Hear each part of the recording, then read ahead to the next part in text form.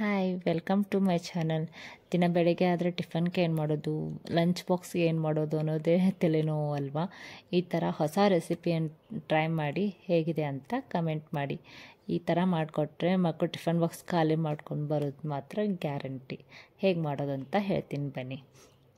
ಇವಾಗ ಒಂದು ಪ್ಯಾನ್ಗೆ ಸ್ವಲ್ಪ ಎಣ್ಣೆ ಹಾಕ್ಕೊಂಡಿದ್ದೀನಿ.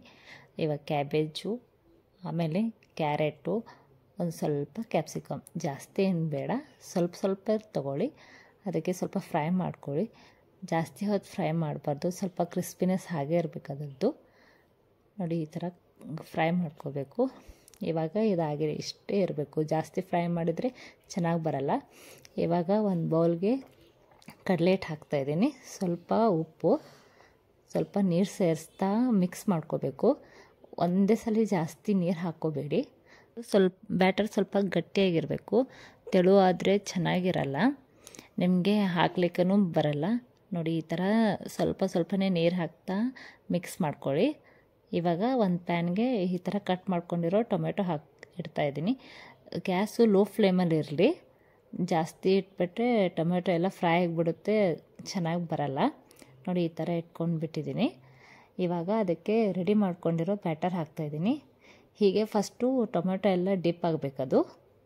ನೋಡಿ, ಈ ಥರ ರೌಂಡಾಗಿ ಹಾಕಿದರೆ ಚೆನ್ನಾಗಿರುತ್ತೆ. ನೋಡಿ, ಈ ಥರ ಬ್ಯಾಟರ್ ಹಾಕ್ತಾಯಿದ್ದೀನಿ. ಮೇಲ್ಗಡೆ ಸ್ವಲ್ಪ ಚಿಲ್ಲಿ ಪೌಡ್ರ್ ಹಾಕ್ತಾಯಿದ್ದೀನಿ. ನಿಮ್ಗೆ ಎಷ್ಟು ಬೇಕು ನೋಡಿ ಅಷ್ಟು ಖಾರ ಪುಡಿ ಹಾಕ್ಕೋಬೇಕು.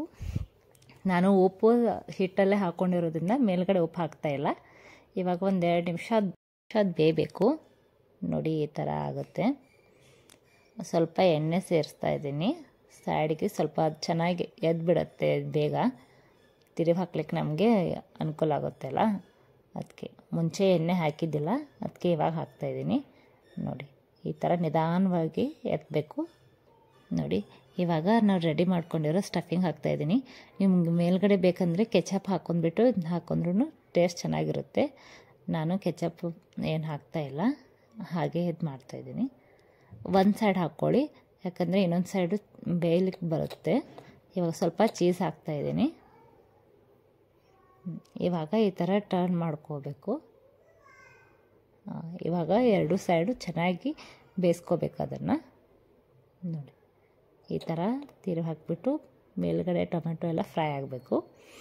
ಇವಾಗ ನಮ್ಮ ಬ್ರೇಕ್ಫಾಸ್ಟು ರೆಡಿಯಾಗಿದೆ. ನೋಡಿ, ಈ ಥರ ಕಟ್ ಮಾಡ್ಕೊತಿದ್ದೀನಿ. ನೀವು ಬೇಕಂದರೆ ನಾರ್ಮಲ್ ಚಾಕುವಿಂದನೂ ಕಟ್ ಮಾಡ್ಕೋಬೋದು.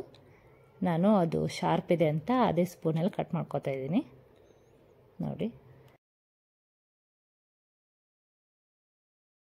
ನೋಡಿ, ಇವಾಗ ಹೇಗಾಗಿದೆ ಅಂತ ನೋಡೋಣ.